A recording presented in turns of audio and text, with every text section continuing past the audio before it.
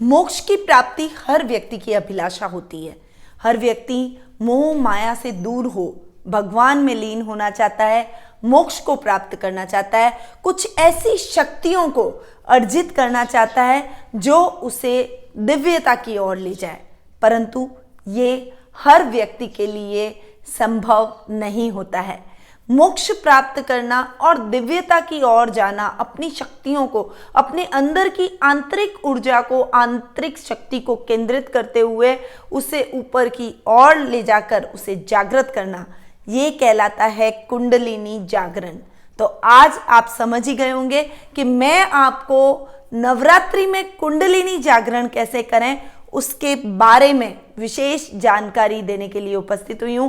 इस वीडियो में मैं आपको बताऊंगी कि नवरात्रि में नव शक्ति का आह्वान करने से हमारी कुंडलिनी किस प्रकार जागृत हो सकती है, और ये हर व्यक्ति कर सकता है यदि वो अपनी ऊर्जा को भटकाए ना, अपने ध्यान को भटकाए ना और अपने ध्यान को केंद्रित करते हुए इस 9 दिनों की प्रक्रिया को नव शक्तियों का आह्वान करते हुए जागृत करें। आप जानते ही हैं कि नवरात्रि में नव शक्ति का आह्वान करते हैं हम, नव दुर्गा की पूजा आराधना की जाती है, और ये नव शक्तियों का जो ध्यान और आह्वान है यही साधक को कुंडली जागरण में बहुत अधिक मदद करती है।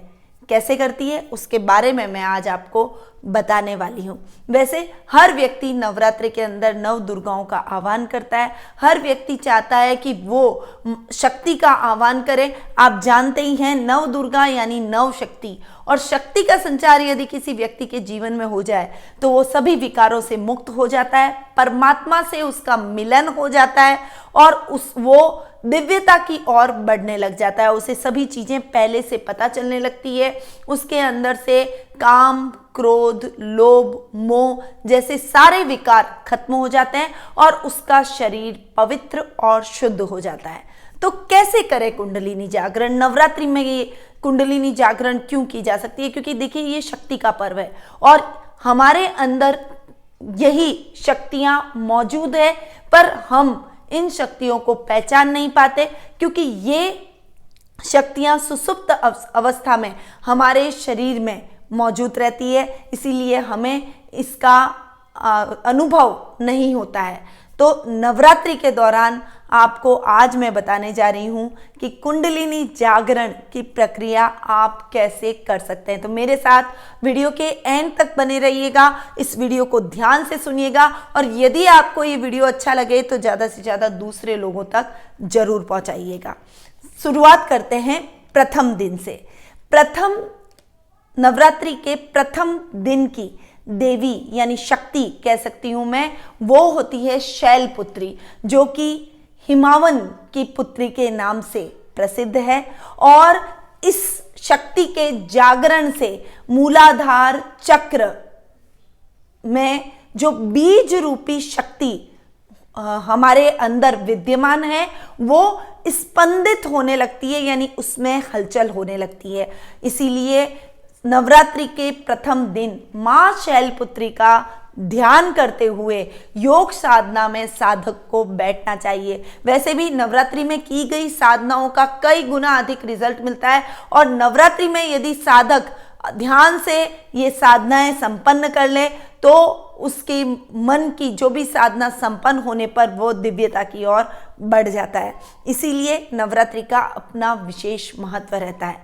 आगे बढ़ते हैं। दूसरे दिन की शक्ति है मां ब्रह्मचारिणी, और मां ब्रह्मचारिणी के इस शक्ति के जागरण से मूलाधार चक्र की ब्रह्म शक्ति ऊपर की ओर स्पंदित होती है, ऊपर की ओर उठती है। यानी हमारे शरीर में करीबन 7 चक्र होते हैं, उसमें सबसे नीचे मूलाधार चक्र होता है, और इसी मूलाधार चक्र में हमारी आंतरिक शक्ति, बीज रूपी शक्ति निहित रहती है। बीज जितने आकार में वो शक्ति हमारे अंदर विद्यमान रहती है। हम चाहें तो इस शक्ति को जागृत कर सकते हैं, और ये शक्ति यदि जागृत हो गई तो हम कई चीज़ों के, कई विद्याओं के ज्ञाता हो जाते हैं, कई बातों का रहस्य हम जान लेते हैं, आध्यात्मिकता से हमारा मिलन होता है, देवी देवताओं के दर्शन होते हैं, और परमात्मा से आत्मा का साक्षात मिलन, इसी को कुंडलिनी जागरण कहते हैं।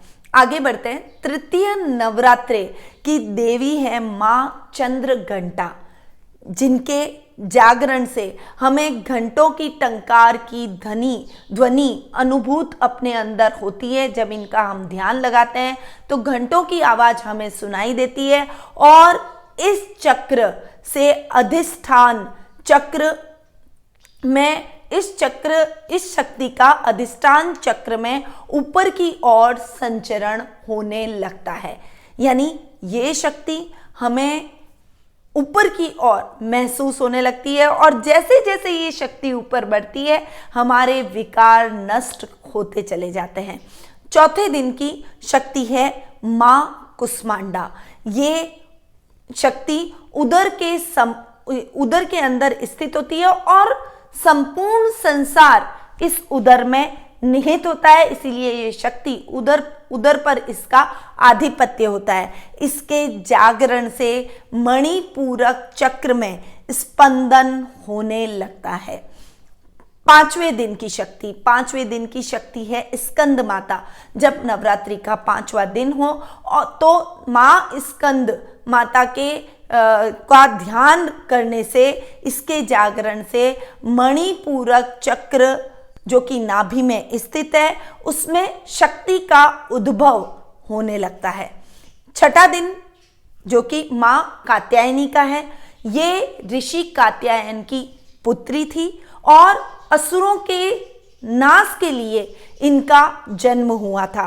तो जब इस शक्ति का स्पंदन जागरण हमारे अंदर होता है तो हमारे सभी शरीर की में व्याप्त आसुरी प्रवृत्तियों का नाश हो जाता है। सातवें दिन की शक्ति है माँ कालरात्रि। ये माता विकराल रूप लिए हुए है और काल का भी नाश करने की शक्ति इस माँ में समाहित है। इस शक्ति के जागरण से साधक प्राणों को हृदय चक्र में पुष्ट करता है, यानी हृदय में केंद्रित करता है, और इस शक्ति का प्रवेश अनाहत चक्र में हो जाता है जो कि हमारे वक्ष में यानी हमारे हृदय में विद्यमान है। आठवें दिन की शक्ति है माता महागौरी शक्ति तपस्या से गौरव प्रदान करने का प्रतीकात्मक स्वरूप मानी गई है, और इस शक्ति के जागरण से साधक संसार के सभी आवरणों और मलों से मुक्त हो जाता है और विशुद्ध चक्र में वह अपनी शक्ति को प्रवेश करता है जो कि हमारे गले में स्थित है। और लास्ट दिन यानी 9वें दिन की शक्ति है माँ सिद्धिदात्री। इस माता के नाम में ही सभी अर्थ छुपे हैं, यानी ये सभी सिद्धियों को देने वाली है, ये मोक्ष प्रदान करने वाली शक्ति मानी गई है। इस शक्ति के जागरण से मूलाधार चक्र जो कि हमारे सबसे नीचे बीज रूप में शक्ति और ऊर्जा को संवहित किए हुए, संचरित किए हुए, एकत्रित किए हुए, उस आत्मशक्ति को समस्त चक्रों से ऊपर की ओर लाते हुए आज्ञा चक्र में स्थित कर देता है। और जब हमारी ये शक्ति हमारे आज्ञा चक्र जो कि हमारे केशों में पीछे जहां चोटी का स्थान होता है वहां स्थित है, उस शक्ति को वहां तक ले आता है। ये ऊर्जा जब हमारे आज्ञा चक्र में पहुंच जाती है तब व्यक्ति सभी विकारों से मुक्त हो जाता है, स्वयं जितेंद्रिय और नव शक्तियों से परिपूर्ण शक्ति स्वरूप बन जाता है। वह आम व्यक्ति से दिव्यता की ओर बढ़ जाता है और उसका मिलन परमात्मा से होता है, मोक्ष की तरफ अग्रसर होता है। सांसारिक सभी लोभ, मोह, क्रोध और विकारों को वो नष्ट कर देता है और ये सभी चीजें उसके लिए तुच्छ हो जाती है।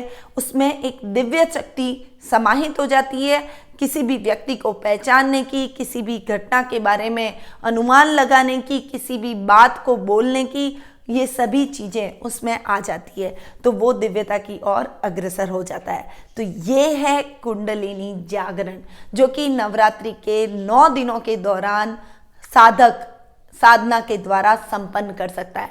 और यदि आप भी अपने मन के विकारों को नष्ट करना चाहते हैं, क्योंकि देखिए ये जीवन क्षण भंगुर है और व्यक्ति के जीवन में कई प्रकार के विकारों से वो परिपूर्ण रहता है, पूरी जिंदगी वो इन सभी बाहरी आवरणों के पीछे दौड़ता रहता है, भागता रहता है। तो यदि और अंत में वो चाहता है कि वो परमात्मा में लीन हो। आखिर तो मोक्ष की प्राप्ति हर व्यक्ति को चाहिए, क्योंकि मोक्ष ही एक ऐसा मार्ग है जो जीवन चक्र के बंधन से हमें मुक्त करता है। तो यदि आप भी कुंडलिनी जागरण करना चाहते हैं तो नवरात्रि में नव दुर्गाओं का आह्वान करें, उनका ध्यान लगाएं, उन शक्तियों को एकत्रित करें और कुंडलिनी जागरण का प्रयास करें। यदि प्रयास करेंगे तो योग और ध्यान के द्वारा आप कुंडलिनी जागरण में सफलता प्राप्त कर सकते हैं। और एक बार कुंडलिनी जागरण हो गई तो आप दिव्यता की तरफ बढ़ेंगे, आप आत्मा का परमात्मा से मिलन हो जाएगा। तो कुंडलिनी जागरण नवरात्रि के दौरान जरूर करें। आपको मेरे द्वारा दिया गया ये वीडियो कैसा लगा, प्लीज कमेंट बॉक्स में जाकर कमेंट जरूर करें और ज्यादा से ज्यादा दूसरे लोगों को भी इस वीडियो का लाभ पहुंचाएं, ताकि दूसरे लोग भी अपने जीवन में कुंडली जागरण की प्रक्रिया को अपना सके और आगे बढ़ सके। अब मैं अपनी वाणी को यहीं विराम देती हूं। स्वस्थ रहिए, व्यस्त रहिए, मस्त रहिए और हमेशा मुस्कुराते रहिए। जय श्री राधे कृष्ण।